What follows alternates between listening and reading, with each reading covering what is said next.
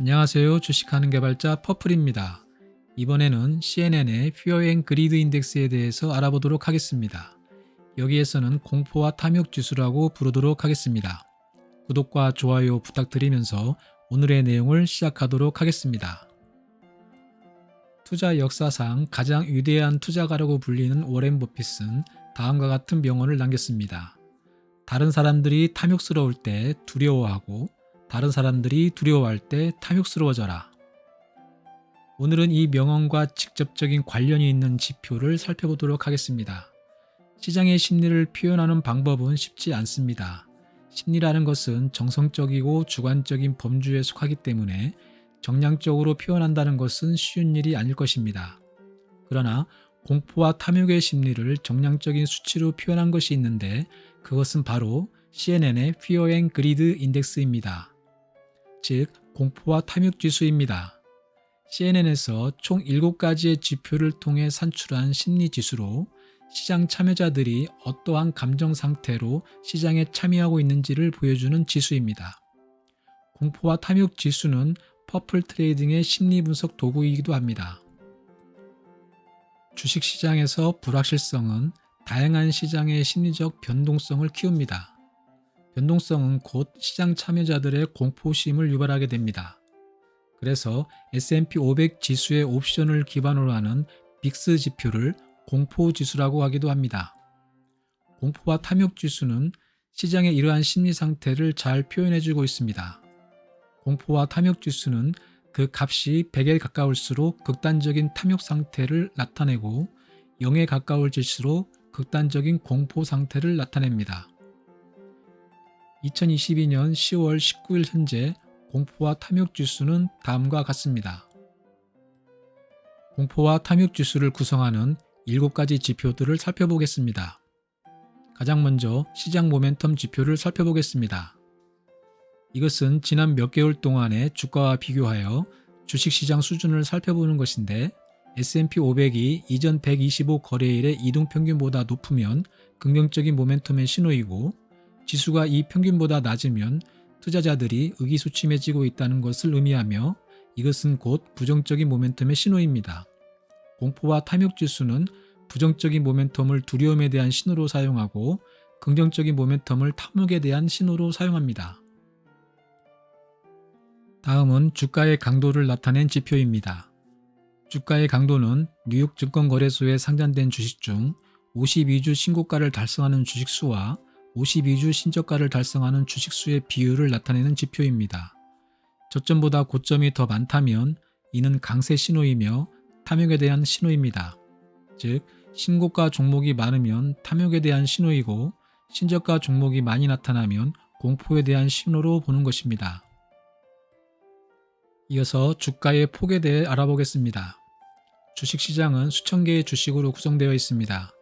이 지표는 뉴욕 증권거래소에 상승하고 있는 주식의 거래량이 하락하고 있는 주식의 거래량 대비 얼마나 되는지를 나타내는 지표입니다. 숫자가 클수록 강세 신호이고 숫자가 낮을수록 약세 신호입니다. 다음은 풋, 콜, 옵션 비율에 대해서 살펴보겠습니다. 옵션은 투자자에게 주식, 지수 또는 기타 금융증권을 합의된 가격과 날짜에 사고 팔 수 있는 권리를 부여하는 계약입니다. 풋 옵션은 매도 옵션이고 콜 옵션은 매수 옵션입니다. 풋콜 옵션 비율이 상승하고 있다는 것은 풋 옵션이 콜 옵션보다 많다는 의미이고 일반적으로 투자자들이 더욱 긴장하고 있다는 신호입니다. 다시 말하면 풋콜 옵션 비율은 1을 기준으로 하고 1을 넘으면 약세이고 1 미만은 강세의 의미입니다. 다음은 가장 잘 알려진 시장 심리의 척도인 변동성 지수 빅스입니다. 빅스 지수는 S&P 500 지수 옵션의 향후 30일간의 변동성에 대한 시장의 기대를 나타내는 지수로서 시장이 공포스러울 때 급등하고 안정적일 때는 낮아지는 경향이 있습니다. 빅스는 시장이 상승하는 날에 하락하고 주식이 폭락할 때 급등합니다. 빅스는 강세장에서는 더 낮아지고 약세장에서는 더 높아지는 경향이 있습니다. 다음은 안전자산에 대한 수요 지표입니다. 미국 국채 수익률과 주식 수익률과의 차이를 나타내는 지표입니다. 투자자들이 공포를 느끼는 경우에는 당연히 안전자산에 대한 수요가 늘어나며, 이는 대표적인 안전자산 중 하나인 미국 국채에 대한 수요 증가로 나타나고, 미국채 가격은 상승하고 이자율은 낮아지게 됩니다. 20일 국채 대비 주가 수익률 차이가 위쪽을 향하면 탐욕의 신호로 봅니다.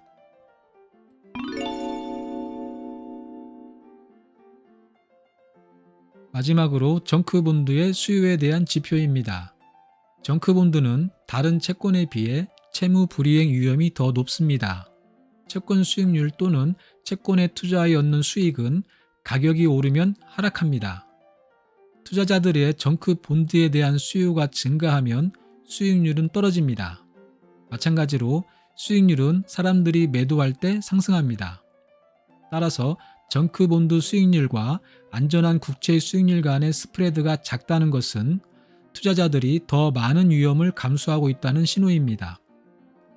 시장이 탐욕스러워지고 추가적인 수익을 위해 위험 자산을 선호하게 되는 경우에는 투기등급 채권에 대한 수요도 늘어나 투기등급 채권의 이자율이 낮아지고, 이것은 투기등급 채권의 가격이 올라간다는 것과 같은 의미입니다.